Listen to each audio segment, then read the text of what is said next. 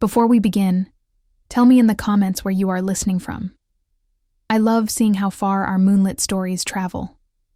The moon hung low over the northern ridge, swollen and silver, as if mourning something it could not name. Beneath its gaze, the Alpha King stood alone on the stone terrace of his fortress, his breath misting in the cold air. 2 years had passed since he had made the decision that carved a hollow space in his chest, a void that no amount of power, no victory in battle, no submission from his pack could fill. He had banished her. The blind Omega. The woman whose eyes saw nothing of the world yet seemed to see everything within him. The woman he had cast out into the wilderness because his counsel demanded it, because tradition required it, because an Alpha King could not afford weakness. And she, fragile, sightless, powerless, had been deemed exactly that. Weakness. He told himself it was mercy, that sending her away was kinder than keeping her in a world that would devour her, that a blind Omega had no place beside a king whose enemies circled like wolves scenting blood. But mercy, he had learned, could taste remarkably like cowardice. His name was Kieran Ashenblade, and he ruled the largest pack in the Northern Territories with an iron will and a reputation that made even rival alphas think twice before challenging him. He was 34, battle-scarred, and utterly alone in ways that had nothing to do with the absence of a mate and everything to do with the ghost of one. Her name had been Sarah. He barely allowed himself to think it anymore. Her name was a wound that refused to heal, a whisper in the dark that made him wake gasping, reaching for something that was no longer there.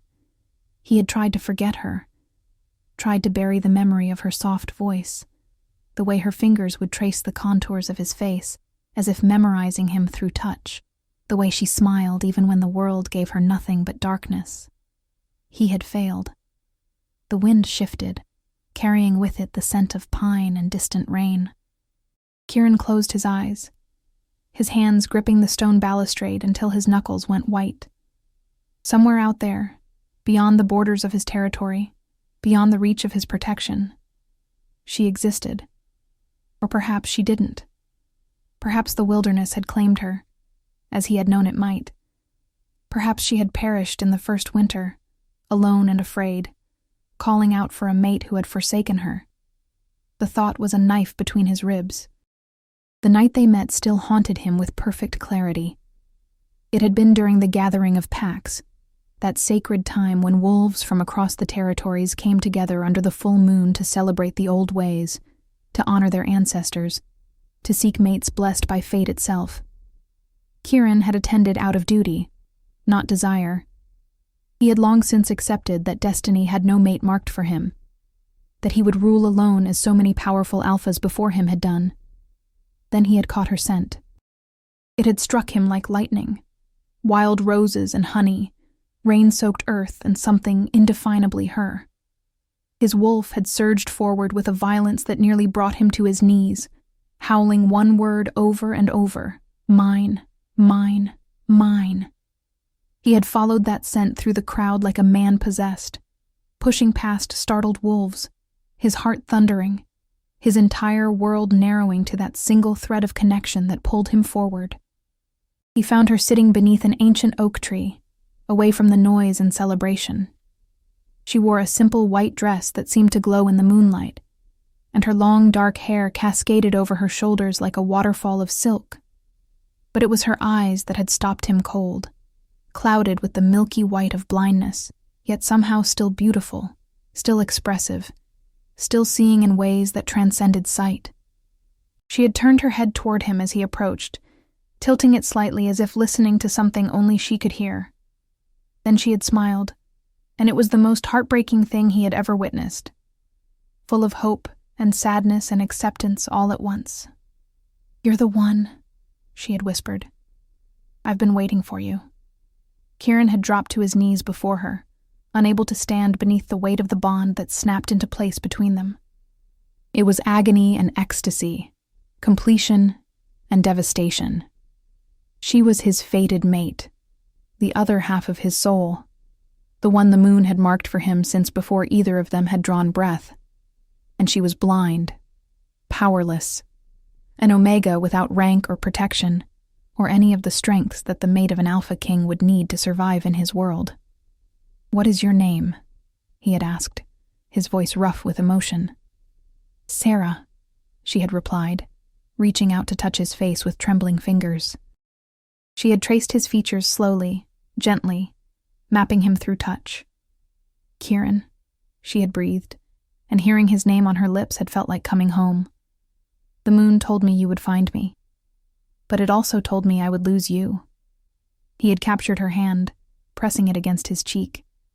"No," he had said fiercely. "Never. You're mine, Sarah, my mate, my Omega. Nothing will take you from me." But he had been wrong. For 3 months, they had existed in a state of bliss that Kieran had never imagined possible. Sarah had come to live in his fortress, and despite her blindness, she had navigated its halls with growing confidence. She had learned the layout by touch and memory, counting steps, trailing her fingers along walls, creating a mental map of her new home. She had been gentle with his pack, winning over even the most skeptical with her kindness and her uncanny ability to sense emotions, to know when someone was troubled even when they tried to hide it. And with Kieran, she had been everything. She had listened to his fears without judgment, had soothed the darkness that sometimes threatened to consume him, had loved him with a purity and completeness that made him believe he could be more than the brutal warrior everyone expected. In her arms, in the sanctuary of their bed, he had found peace. He had whispered his dreams to her in the dark, had told her things he had never told another soul, had allowed himself to be vulnerable in ways that would have been unthinkable with anyone else. She had carried his scent like a badge of honor, and he had marked her as his own, his bite on her throat a declaration to the world that she was under his protection, that she belonged to him as surely as he belonged to her. But the council had not been pleased. The elders had watched their king fall deeper under the spell of the blind Omega, and they had grown worried. They whispered that she was a liability, that enemies would see her as a weakness to exploit, that a mate who could not fight, who could not even see danger approaching, would be the death of them all.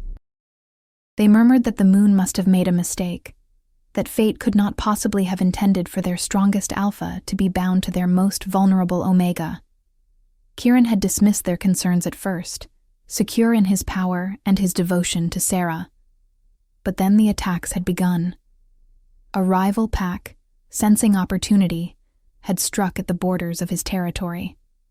They had sent assassins into the fortress itself, wolves who had slipped past guards and nearly reached the royal chambers before being caught. The message had been clear.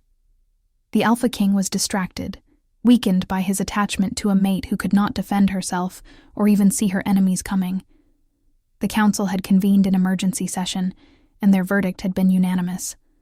The blind Omega had to go. For the safety of the pack, for the strength of the kingdom, for the preservation of everything they had built, she could not remain. Kieran had raged against them. He had roared his refusal until the walls shook, had threatened to tear apart anyone who suggested such a thing again. But they had been relentless, wearing him down with logic and duty and the weight of responsibility that came with his crown. They had reminded him that he was not just a mate, but a king, that his first obligation was to his pack, that thousands of lives depended on his ability to rule without compromise. And they had shown him the reports. More attacks being planned, more enemies gathering, all of them emboldened by the perception that the great Kieran Ashenblade had been brought low by love. In the end, it had been Sarah herself who had made the decision for him. She had come to him one night after a particularly brutal council session, and she had taken his face in her hands the way she always did, reading his emotions through touch. "They're right," she had whispered, and the words had shattered something inside him. "I'm putting you in danger. I'm putting everyone in danger. I can feel it, Kieran. I can feel how torn you are, how much it's costing you to choose between me and your duty." "I choose you," he had said desperately. "Always you, Sarah. Damn the council, damn the pack, damn everything else. You're my mate. You're my soul." But she had shaken her head, tears streaming down her face. "If you choose me over them, you'll resent me eventually. Maybe not today, maybe not tomorrow, but someday, when someone dies because you were distracted, when the pack suffers because you couldn't be the leader they need. And I can't bear that, Kieran. I can't bear the thought of you looking at me with regret instead of love." That would never happen, he had sworn. But even as he said it, he had felt the seed of doubt that the council had planted taking root. "Let me go," she had begged him. "Let me go before this love turns to poison. Let me go while we still have something beautiful to remember." And so, in the darkest hour of his life, Kieran had done the unthinkable. He had arranged for Sarah to be escorted to the border of his territory and released into the neutral lands beyond. He had given her money, supplies, letters of introduction to villages where she might find shelter. He had done everything except the one thing that mattered. He had not gone with her. He had stood on the terrace and watched her leave, a small figure in a cart that disappeared into the forest, and he had felt the bond between them stretch and strain but not break. It should have broken, should have severed cleanly when he sent her away. But it had remained, a constant ache in his chest, a reminder of what he had sacrificed in the name of duty. The attacks had stopped after she left. The rival packs had retreated. His council had praised him for his strength, for his willingness to put the pack above his own desires.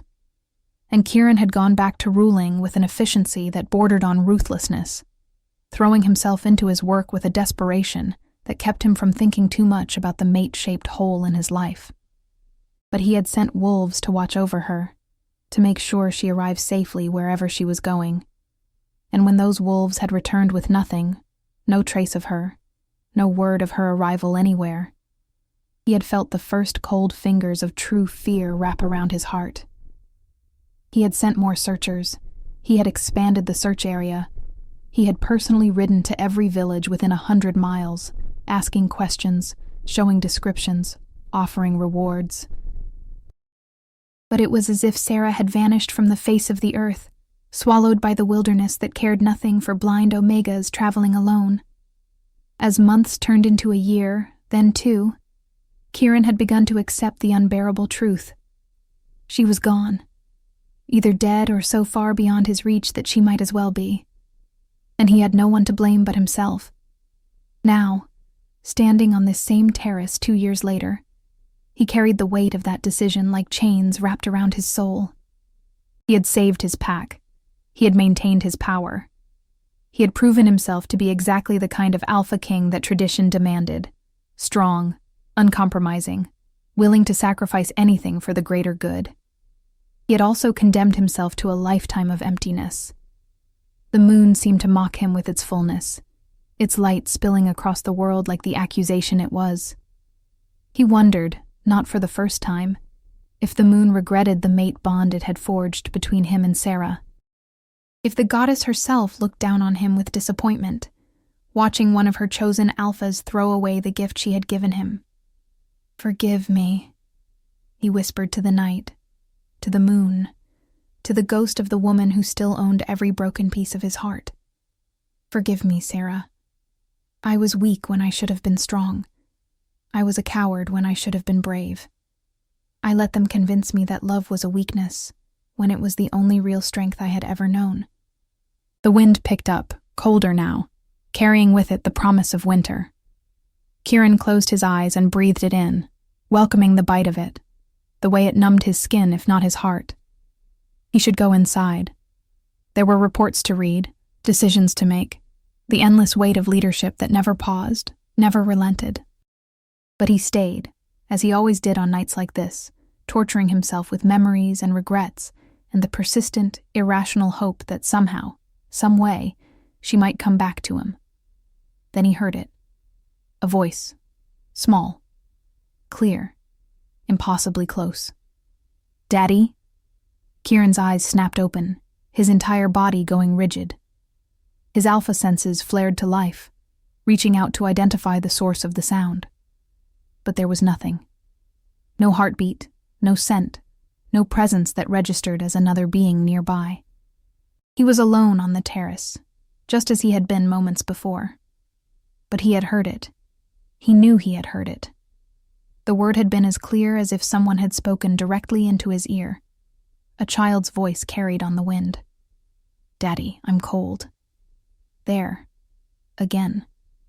Not behind him this time, but below.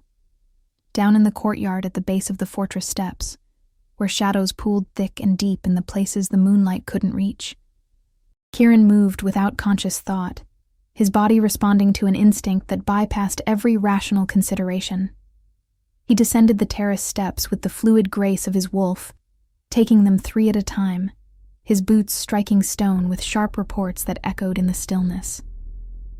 His heart hammered against his ribs, and a strange heat was building in his chest. Anticipation, dread, hope, fear, all tangled together into something that felt like destiny bearing down on him.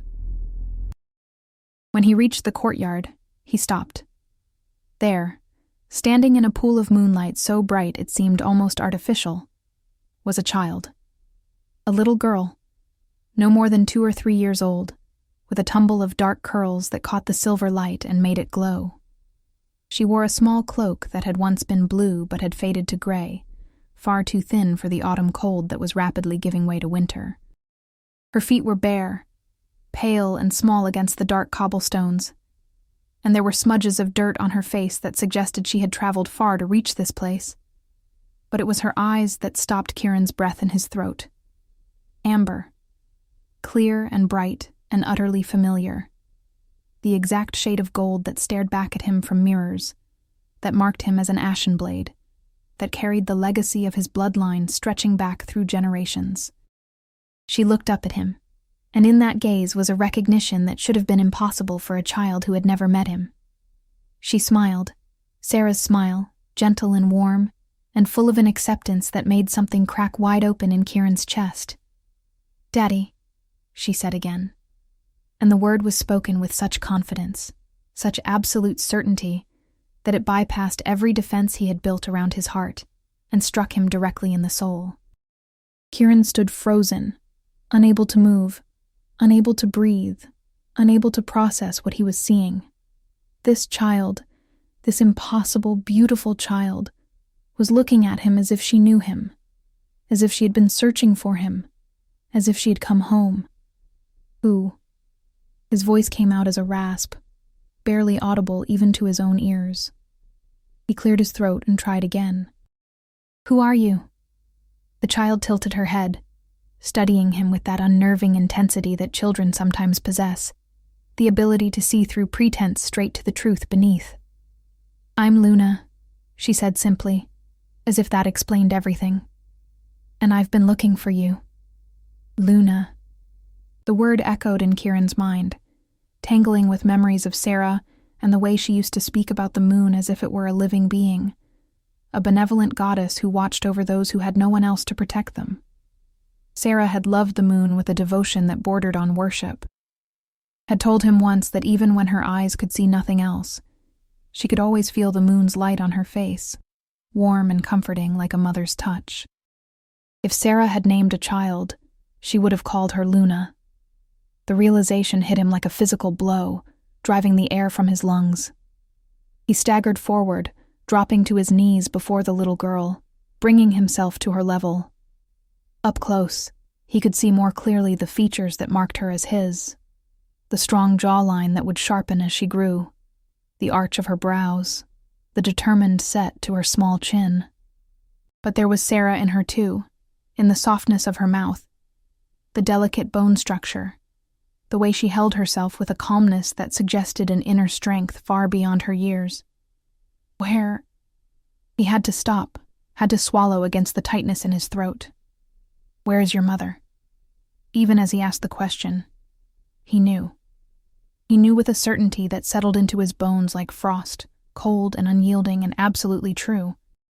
He could smell it on the child, faint but unmistakable beneath the scent of travel and dirt, his own scent, marking her as his blood. And woven through it, like a ghost, like a memory, was the scent of wild roses and honey. Sarah. This was his daughter. His and Sarah's. A child he had never known existed, conceived during those 3 perfect months before everything fell apart. Luna's expression grew somber, her amber eyes dimming slightly. "Mama is sleeping," she said quietly, with the careful gravity of a child who has learned to speak of difficult things. "She's been sleeping for a long time now. But before she closed her eyes, she told me to find you. She said you would keep me safe. She said you were the strongest, bravest person in all the world, and that if I could just reach you, everything would be all right." The world tilted beneath Kieran, and for a moment he thought he might actually fall, might simply topple sideways and lie on the cold stones until someone came to carry him away. Sarah was dead. That's what the child was saying with her careful euphemisms, her innocent way of describing something she was far too young to truly understand. Sarah had died, and before she had sent their daughter, to find him. If this story is stirring your heart, please leave a like and subscribe. It truly helps me bring more tales of love, loss, and destiny. Kieran reached out with trembling hands and touched Luna's face, his calloused fingers gentle against her soft skin.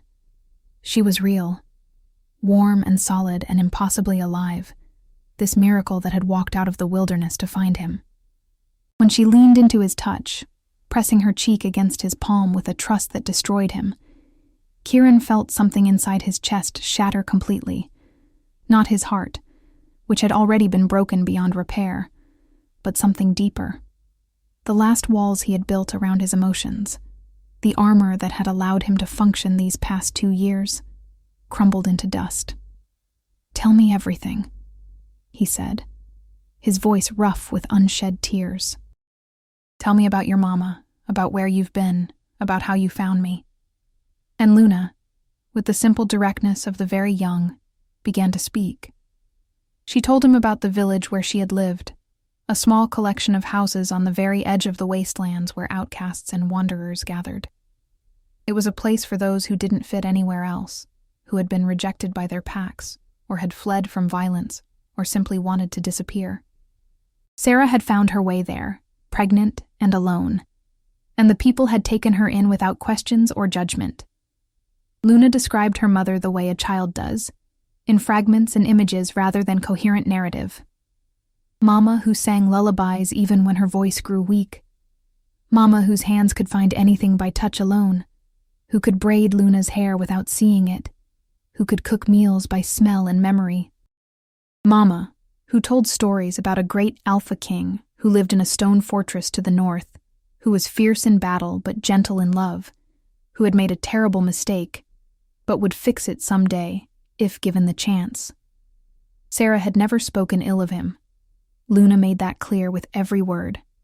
Even as her health failed, even as her body weakened from the difficult birth and the hardship of the life she had been forced to live, Sarah had insisted to anyone who would listen that Kieran was a good man, that he had sent her away because he thought it was best for everyone, that he carried the weight of too many people on his shoulders, and sometimes that weight made it impossible to see clearly, that she loved him still, would always love him, and when her time came, she would wait for him in whatever place souls go when the body can no longer hold them.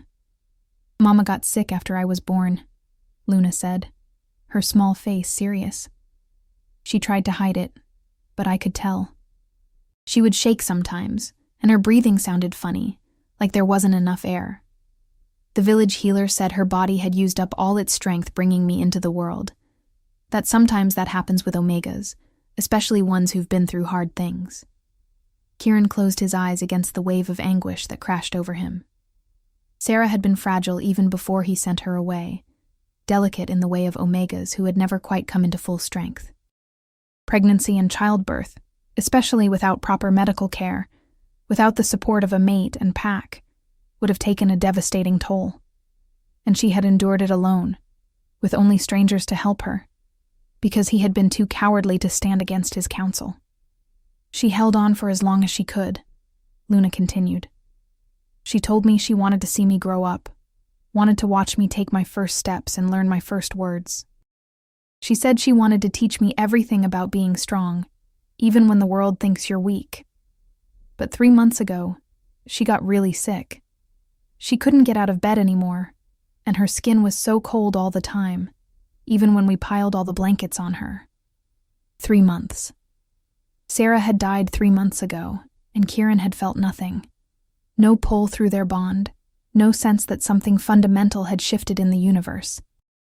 He had been going about his daily routine, hearing reports, making decisions, training with his warriors, while his mate took her last breaths in a village so far from him that her death barely registered as a whisper on the wind. The night before she went to sleep for good, she called me to her, Luna said, her voice dropping to a whisper, as if she were sharing a sacred secret. She took my hand and pressed it against her heart, and she told me the most important thing. She said, "Luna, my brave girl, you need to go north. Follow the moon when she's full. Let her light guide you, and don't stop until you find the stone fortress where the Alpha King lives. Your daddy is there, and he doesn't know about you yet. But when he sees you, he'll understand. He'll know that what we had was real, that it mattered, that it created something beautiful, even though we couldn't stay together." Tears were streaming down Luna's face now, though her voice remained steady. "She said to tell you that she forgives you. She said those exact words, made me promise I would remember them. Tell your daddy that I forgive him, that I understood why he did what he did, and that I never stopped loving him. Tell him he was always more than he believed himself to be." The words hit Kieran like hammer blows, each one driving deeper, breaking through the layers of guilt and self-loathing he had wrapped around himself. Sarah had forgiven him. Even knowing what her banishment had cost her, even facing death alone, she had spent her final moments thinking not of herself, but of him, worried that he would blame himself, desperate to offer him absolution for sins that could never truly be forgiven. "Then what happened?" Kieran asked, though he wasn't sure he could bear to hear more. "She closed her eyes," Luna said simply, "and she didn't open them again. The village people said her body stopped working, that her spirit went to be with the moon goddess. They wrapped her in white cloth and put her in the ground beneath a tree, and everyone sang songs for her. They told me she was a good person, that everyone loved her, that I should be proud to be her daughter." Kieran pulled Luna into his arms then, unable to maintain the distance any longer. He held her against his chest, one hand cradling her head, and let himself feel the full weight of what had been lost and what had been found. This child, his daughter, his blood, had walked through the wilderness alone to find him. She had followed her mother's final instructions with a determination that should have been impossible for someone so small, so young. "How did you get here?" he asked into her hair. "It's hundreds of miles from the wastelands to this fortress. How did a child your age survive that journey?" Luna pulled back enough to look up at him, and there was pride in her amber eyes. "I walked," she said. "Just like Mama told me to. I followed the moon at night and hid during the day. I ate berries and nuts when I could find them, and drank from streams. Some nice people gave me food a few times when I passed through villages, and I always said thank you like Mama taught me." She had walked. For 3 months, through territory that would challenge even an experienced adult wolf, this tiny child had walked because her dying mother had asked her to. Kieran thought of all the dangers she must have faced: wild animals, harsh weather, treacherous terrain, not to mention the very real threat of rogues and bandits who would have no qualms about hurting a defenseless child. The fact that she had made it here at all was nothing short of miraculous. "You're the bravest person I've ever met," he said, his voice thick with emotion. "Braver than any warrior in my pack, braver than me. Your mama would be so proud of you." Luna smiled, and it was like watching the sun break through storm clouds. "I knew you would keep me safe," she said with absolute confidence. "Mama promised you would, and Mama never lied to me." Kieran stood, lifting Luna into his arms as he did. She weighed almost nothing, this precious bundle of bones and determination, and he held her carefully, as if she might break. "Come," he said. Let's get you inside where it's warm. We'll get you fed and clean, and then you can sleep in a proper bed. You're home now, Luna.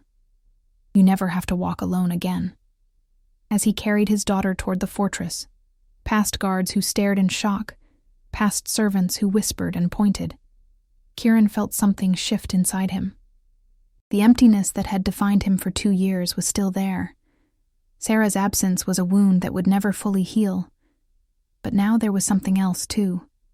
Purpose. Hope. A reason to be more than just the broken king mourning a mate he had failed. He had a daughter, a living, breathing piece of Sarah to love and protect and raise. She was proof that their bond had created something that would outlast them both. Something beautiful and strong that carried forward the best of what they had been together. And he would die before he failed her the way he had failed her mother. The following days were chaos of a type Kieran had never experienced. News of the child's arrival spread through the pack like wildfire, and reactions ranged from curiosity to outrage to barely concealed hostility. The council convened within hours of Luna's appearance, demanding explanations, questioning the child's parentage, suggesting that this was some elaborate trick designed to manipulate their alpha. Kieran had faced them with a coldness that made even the boldest elders step back. "This is Luna Ashenblade," he said, his voice carrying the weight of absolute authority. "She is my daughter, born of my mate Sarah, the Omega you forced me to banish. Any wolf who questions her legitimacy, who speaks against her, who looks at her with anything less than the respect due to my heir, will answer to me personally. Am I understood?" The silence that followed was absolute. No one dared to argue, not when their alpha stood before them with his wolf so close to the surface that his eyes had bled to pure gold, not when every line of his body promised violence to anyone foolish enough to challenge him. But Kieran knew the whispers would continue. He knew there would be those who saw Luna as weakness, as living proof that their king had once allowed emotion to compromise his judgment. He knew the same wolves who had pushed for Sarah's banishment would view Luna as an unwelcome reminder of that entire unfortunate episode. He didn't care. Let them whisper. Let them scheme. He had spent 2 years being the alpha they wanted him to be, hard, uncompromising, emotionally distant. And what had it cost him? Everything. His mate was dead. His daughter had nearly died trying to reach him, and he had become a hollow shell of the man he used to be. No more. He devoted himself to Luna with an intensity that surprised even him. He bathed her himself that first night, carefully washing away the dirt and grime of her 3-month journey. His warrior's hands gentle as they cleaned the small wounds on her feet and applied healing salve to the cuts and bruises that marked her skin. He burned the ragged clothes she had arrived in and dressed her in soft cotton nightgowns that had to be hastily modified because nothing in the fortress was sized for a child so small. He fed her slowly, carefully, watching her eat with an attention that made the kitchen staff exchange worried glances. She was too thin, her ribs visible beneath her skin, and she ate with the desperation of someone who had gone hungry too often.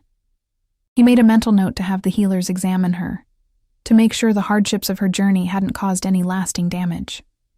And when she was finally clean and fed and dressed in clothes that actually fit, he carried her to his own chambers and laid her in his own bed, tucking the furs around her small body. She looked up at him with Sarah's eyes in his face, and the love that welled up in his chest was so fierce it actually hurt. "Will you tell me a story?" Luna asked sleepily, already beginning to drift. "Mama used to tell me stories every night, about the moon and the wolves and the magic in the world." Kieran settled onto the edge of the bed, one hand gently stroking her hair. "What kind of story would you like?" "Tell me about you and Mama," Luna said. "Tell me about when you first met, when you fell in love. Tell me the happy parts, before everything went wrong." So Kieran did. He told her about the gathering of packs, about the moment he had caught Sarah's scent and known with absolute certainty that his search was over.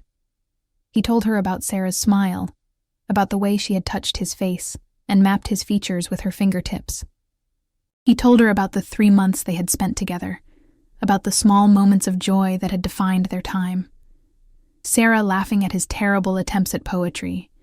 Sarah teaching him to appreciate silence. Sarah curled against his chest while he read to her from the ancient text she couldn't see but loved to hear. He told her the happy parts, as she had asked, and with each word, he felt some of the poison drain from the wound in his chest. Remembering the good didn't make the bad hurt less, but it reminded him that what he and Sarah had shared was real, that it had mattered, that it had been worth the pain. When Luna's breathing evened out into sleep, Kieran stayed beside her, watching her chest rise and fall, marveling at the miracle of her existence. She had her mother's peaceful expression in sleep, that same sense of contentment that Sarah had always carried even in the darkest times. "I'm sorry I wasn't there," he whispered to his sleeping daughter. "I'm sorry you had to grow up without me, that your mother had to do everything alone. But I swear to you, Luna, I will spend the rest of my life making up for it. I will be the father you deserve, the father your mother believed I could be. I will keep you safe and love you, and make sure you never doubt for a single moment that you are the most precious thing in my world." The moon watched through the window, full and bright, and Kieran could almost imagine it was Sarah looking down on them, her spirit somehow woven into that celestial light. He liked to think she could see them, could see her daughter safe in his arms at last, could see him trying to be the man she had always insisted he was. "I love you," he whispered to the moon, to the ghost, to the memory that would never fade. "I love you, Sarah. I will always love you. And I will love our daughter enough for both of us."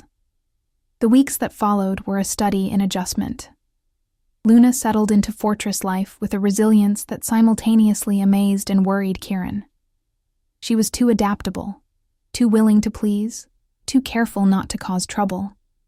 It spoke of a childhood spent learning to be invisible, to take up as little space as possible, to not burden the people around her with needs or wants.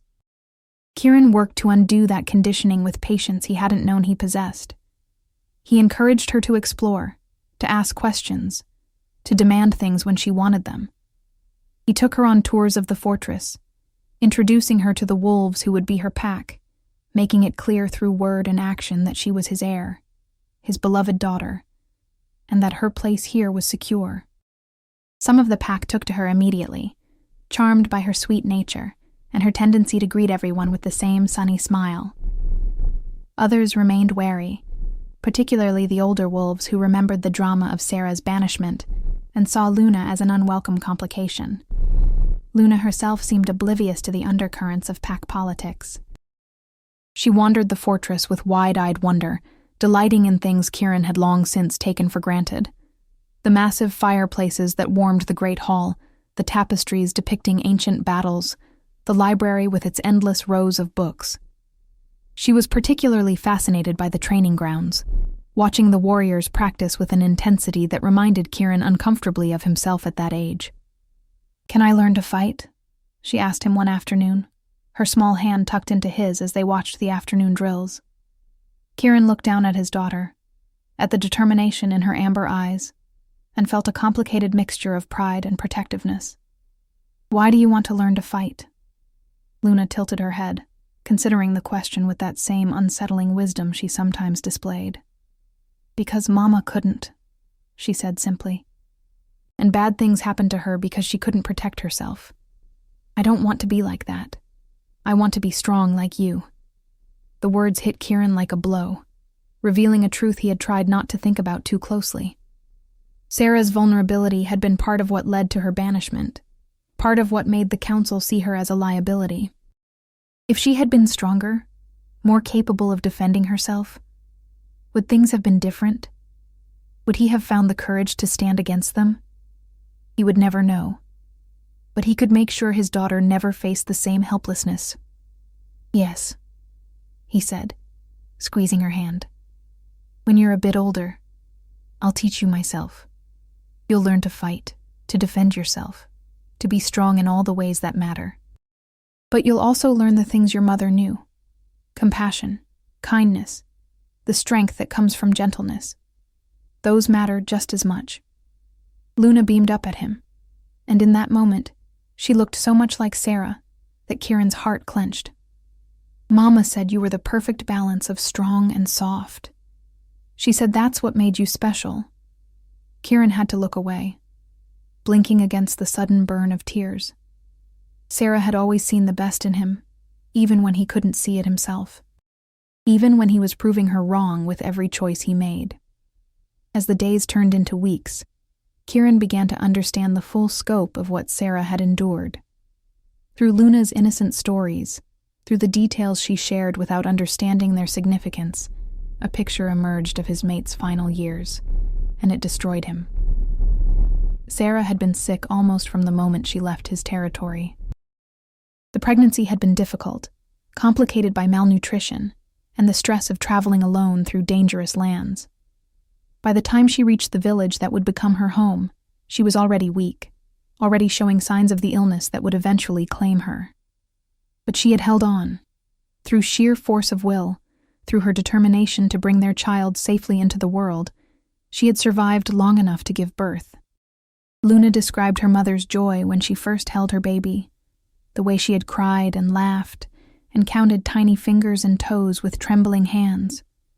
For a few precious weeks, Sarah had been happy despite everything, content in the small world she had built with her daughter. Then, her body had begun to fail.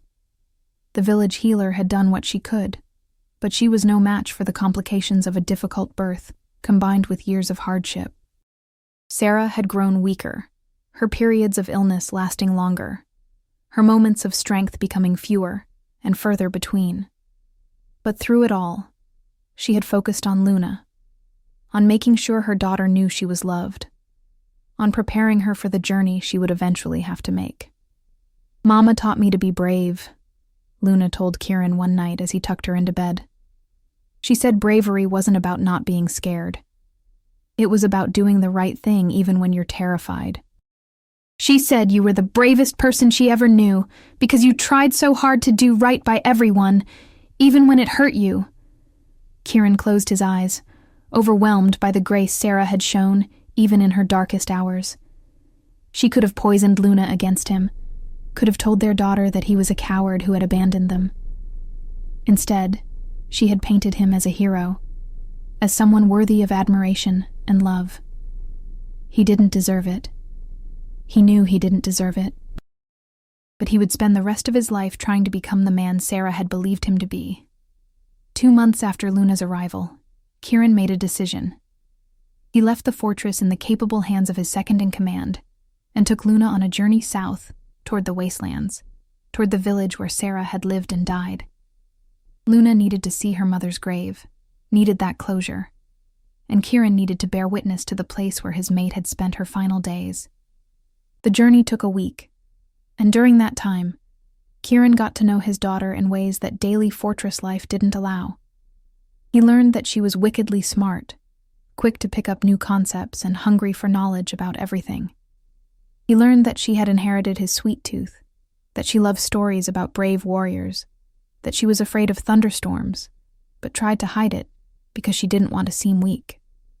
He learned that she sometimes woke up crying for her mother, calling out for Mama in a voice that broke his heart into smaller and smaller pieces. On those nights, Kieran would hold her and rock her and tell her stories about Sarah until she fell back asleep. He would describe his mate's laugh, her gentle hands, her unwavering kindness. He would paint pictures with words of a woman who had loved Luna with every fiber of her being, who had sacrificed everything to make sure her daughter survived. And slowly, through these stories, through this sharing of memories and grief, Kieran found himself healing in small, incremental ways. Talking about Sarah didn't hurt quite as much as it once had. Remembering the good times didn't feel like a betrayal of the guilt he carried. Luna was a living bridge between past and present, proof that love could create something lasting even when the love itself was cut short. The village, when they finally reached it, was exactly as Luna had described. Small, worn, clinging to existence on the edge of habitable land. The people there eyed Kieran with suspicion, until Luna climbed down from her horse and ran toward an elderly woman who was tending a garden. "Grandmother Mira!" Luna cried, and the old woman's face lit up with joy and relief. "Luna! Oh, sweet child, we were so worried." The woman embraced Luna, then looked up at Kieran with eyes that were sharp despite her age. "So you found him after all. Your mother would be pleased." Over the next few hours, Kieran met the people who had cared for Sarah in her final years. They were a motley group. Outcasts, rogues, wolves who had left their packs for various reasons, humans who had fled from persecution or simply wanted a simpler life. But they had loved Sarah, that much was clear. They spoke of her with genuine affection, describing her kindness, her strength, the way she had become a source of comfort and wisdom despite her own struggles. She never complained, Grandmother Mira told Kieran as they sat together in her small home. Not once, in all the time I knew her. Even when the pain was bad, even when she could barely breathe, she would smile and thank us for our help. She said she had been blessed, that she had known true love, even if only for a short time, and that Luna was worth every moment of suffering. Kieran's hands clenched into fists on his knees. "She shouldn't have had to suffer at all," he said roughly. "If I had been stronger, if I had stood up to my counsel." "She understood why you made the choice you did," the old woman interrupted gently. "She told me about it, about the pressure you were under, about the attacks that threatened your pack. She didn't blame you, Alpha. She was sad, yes, but she understood. She said you carried the weight of hundreds of lives on your shoulders, and sometimes that weight makes it impossible to choose the one thing you want most." Kieran shook his head, unable to accept the absolution she offered. She deserved better. She deserved a mate who would have fought for her, who would have told the council to go to hell, who would have... She deserved to be loved, Grandmother Mira said firmly. "And she was. You loved her, didn't you?" "With everything I am," Kieran whispered. "I loved her from the moment I saw her. I love her still. I will love her until the day I die and beyond." The old woman smiled sadly. "Then that's what matters. Love doesn't always look the way we think it should. Sometimes love is letting go even when it destroys you. Sometimes love is making the hard choice because you think it's best for the other person. Sarah knew you loved her. She died knowing it. That's more than many wolves ever have." They took Kieran to Sarah's grave as the sun was setting, painting the sky in shades of gold and crimson. It was beneath a massive oak tree, its branches spreading wide as if to shelter the earth below. The grave itself was marked by a simple cairn of stones, and someone had planted wildflowers around it. The same wild roses that had been part of Sarah's scent. Luna took Kieran's hand as they stood before it, and together they knelt in the grass. "Hi, Mama," Luna said softly. "I brought Daddy to see you, just like you asked." Kieran couldn't speak. His throat had closed completely, his chest so tight he could barely breathe. He reached out with a shaking hand and touched the stones, and the reality of it crashed over him like a wave. Sarah was here, under the earth, gone from him forever in all the ways that mattered. "I'm sorry," he finally managed, his voice breaking. "Gods, Sarah, I'm so sorry. For everything. For sending you away. For not being there when you needed me. For not protecting you and our daughter the way I should have. You trusted me to keep you safe, and I failed you in every possible way." Luna pressed against his side, her small hand squeezing his. "Mama said you didn't fail," she said quietly. "She said you did the best you could with an impossible choice. She said that's all anyone can ever do." Kieran pulled his daughter close, burying his face in her hair, and finally let himself grieve properly.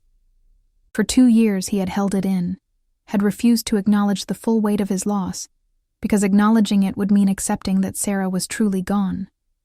But here, in this place where she had taken her last breath, with their daughter in his arms, and the moon beginning to rise in the darkening sky, he couldn't hold it back any longer.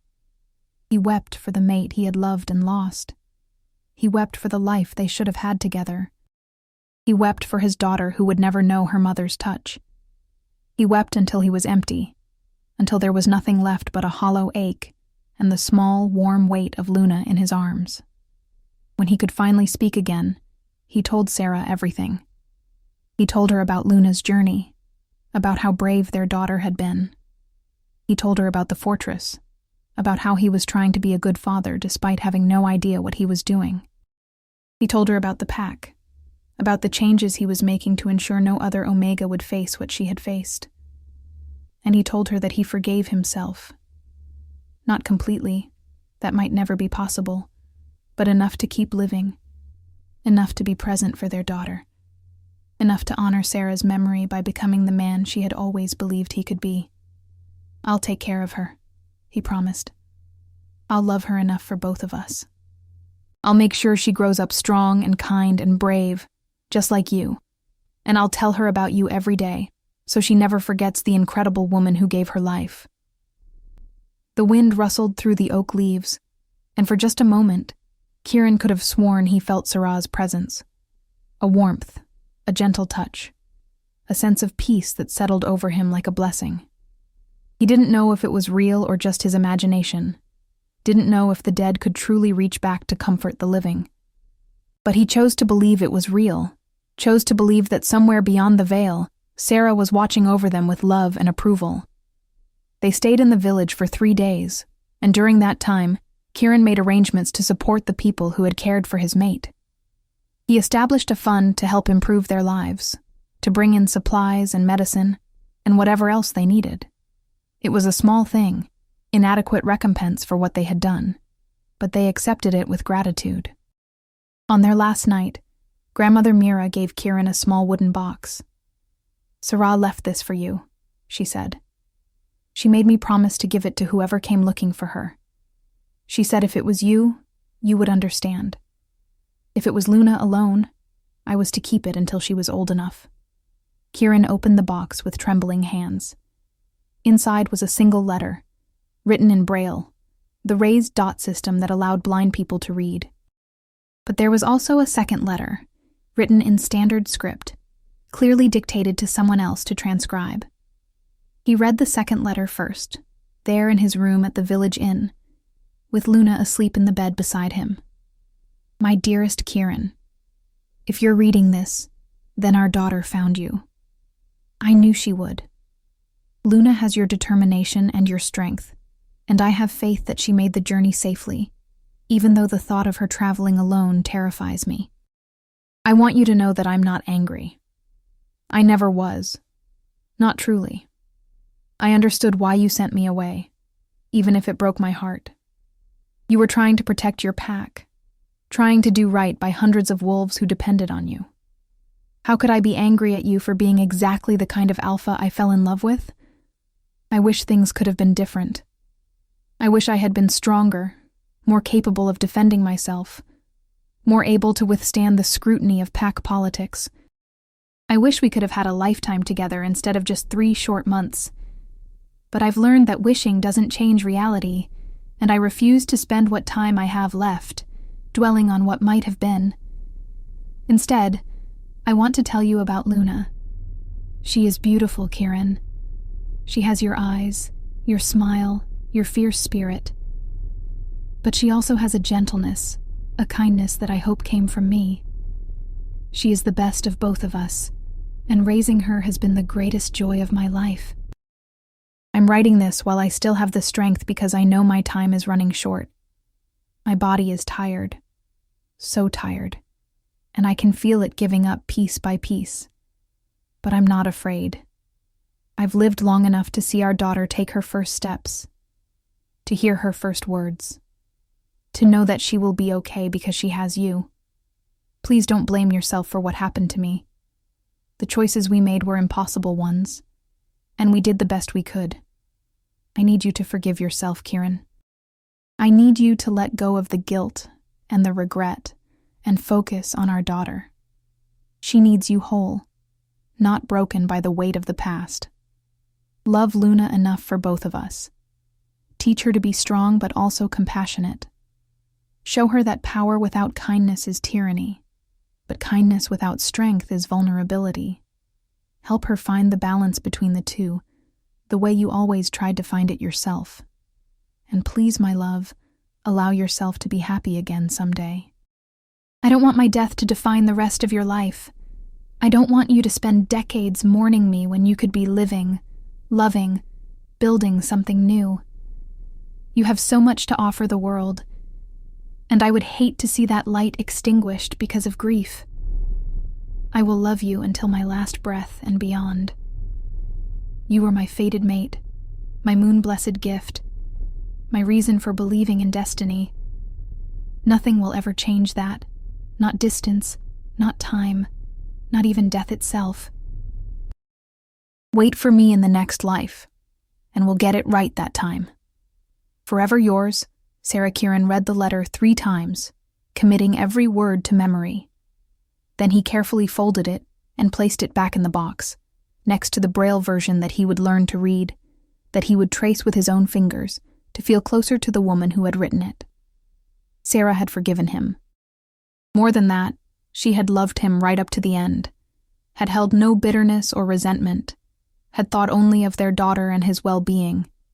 The grace of it was staggering, the kind of selfless love that most wolves spent their entire lives searching for and never finding.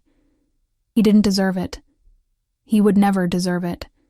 But he would honor it by being the father Sarah had trusted him to be, by raising their daughter to be a woman Sarah would be proud of. He looked over at Luna, sleeping peacefully in the moonlight that spilled through the window. She had kicked off her blankets as she always did, and her dark curls were spread across the pillow like a halo. She looked so small, so vulnerable, and the fierce protectiveness that surged through him was almost overwhelming. "I promise," he whispered to Sarah, to the moon, to the universe itself. "I promise I'll be worthy of this gift you've given me. I promise I'll be the father our daughter deserves. I promise I'll keep her safe and love her, and make sure she knows every day that she came from love, that she was wanted, that she is the most precious thing in my world." The moon seemed to glow a little brighter, and Kieran chose to take it as approval. The years that followed were a study in transformation, not just of Luna, who grew from a small, determined child into a remarkable young woman, but of Kieran himself. Being a father changed him in ways he couldn't have anticipated,